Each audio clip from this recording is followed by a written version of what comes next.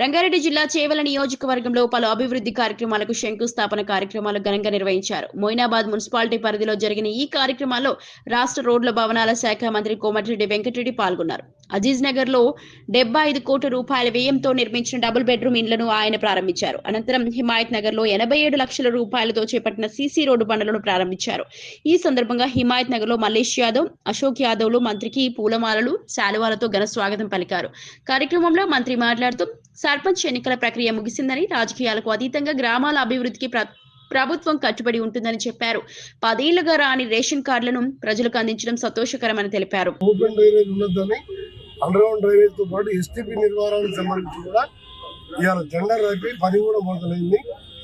మననే గౌరవ ముఖ్యమంత్రి, రాష్ట్ర మంత్రివర్గం అందరం కూర్చొని కేంద్రానికి రాకుండా మనం నిధులు ఇవ్వాలని చెప్పి ప్రతి మున్సిపాలిటీకి 15 కోట్ల లెక్క ముందుగా ఇవ్వడం జరిగింది. మా చేవెళ్ల కాంతిలో 3 మున్సిపాలిటీలు ఉన్నాయి. మీ ఓట్ల కోసం ఇవ్వలేదు. 3 నెలల కింద శాంక్షన్ చేసింది. టెండర్ ప్రాసెస్ లేట్ అయ్యి పనులు ఇప్పుడు మొదలు పెడుతున్నాం. ఇవాళ ఇన్ఛార్జ్ మినిస్టర్ అనుకోకుండా వారు అక్కడికి వెళ్ళడం, మంత్రికి దామోదర్ గారు ఇప్పటిదాకా మాయపడి ఉండి ఆయన కూడా సీఎం గారు రివ్యూలో మేము ఇవాళ చేవెళ్ల, శంకర్పల్లి, మొయినాబాద్ మున్సిపాలిటీ శంకుస్థాపన చేస్తూ, R&B రోడ్లకు శంకుస్థాపన చేస్తూ ఇంకా మేము ఒక్కటే ప్రజలకు కోరుతున్నాం. ఒక ప్రజాపాలన, పేదవాడు ఇవాళ మొన్నటి దాకా కనీసం ఇల్లు కట్టుకుందామంటే ఒక ఇల్లు కట్టలే, ఒక రేషన్ కార్డు ఇచ్చే పరిస్థితి లేదు. 12 ఏళ్ళు ఇవాళ రేషన్ కార్డుతో పాటు సన్న బియ్యం ఇచ్చి ఇవాళ పేదోళ్ళను కూడా మాలాంటి వారు, మీలాంటి వారు ముఖ్యమంత్రులు తినే బియ్యం తినే విధంగా సన్న బియ్యం అంటే సంవత్సరానికి 6,000 కోట్ల మహాలక్ష్మి పథకం అదొక 8,000 కోట్లు ఇప్పుడు చెల్లించినాం. ఎన్నో పథకాలు చేస్తున్నాం. ఇంకా చేయవలసిన చాలా ఉంది.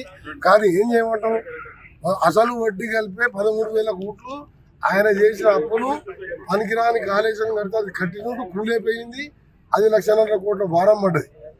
దాని వడ్డీ ఎంత 6,000 కోట్లు, అసలు 7,000 కోట్లు. ఇన్ని చేసుకుంటూ ఇవాళ ప్రతి ఒక్క కార్యక్రమాన్ని చిన్న చిన్నగా గాడిలో పెడుతున్నాం. మేము ప్రజలకు విజ్ఞప్తి చేస్తున్నాం. చేవెళ్ల కాన్స్టిట్యున్సీ, రంగారెడ్డి జిల్లా అస్తిత్వాన్ని కాపాడడం కాకుండా ఈ జిల్లాతోనే తెలంగాణలో ఉన్న 32 జిల్లాలు, గతంలో ఉన్న ఆంధ్రప్రదేశ్ కూడా రంగారెడ్డి జిల్లా ద్వారా ఇక్కడ ఉన్న కంపెనీలు కానీ 15 మందికి సన్మానం అని చెప్పి కేటీఆర్ తిరుగుతున్నారు ప్రజలను మధ్య పెడతానికి. మొన్న పార్లమెంట్ ఎన్నికల్లో 16 సీట్లలో మొత్తం డిబేటే పోయింది. 0 వచ్చింది. సర్పంచ్ ఎన్నికలు 10% గెలవలేదు. నువ్వు ఎవరికి సన్మానం చేస్తావు?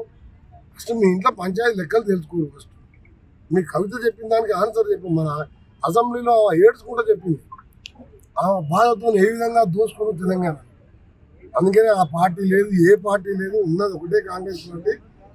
మళ్ళీ వచ్చే ఎన్నికలు స్థానిక సంస్థలే కాదు, మళ్ళీ వచ్చే గవర్నమెంట్ కూడా కాంగ్రెస్ అని గంటపరంగా చెప్తుంది.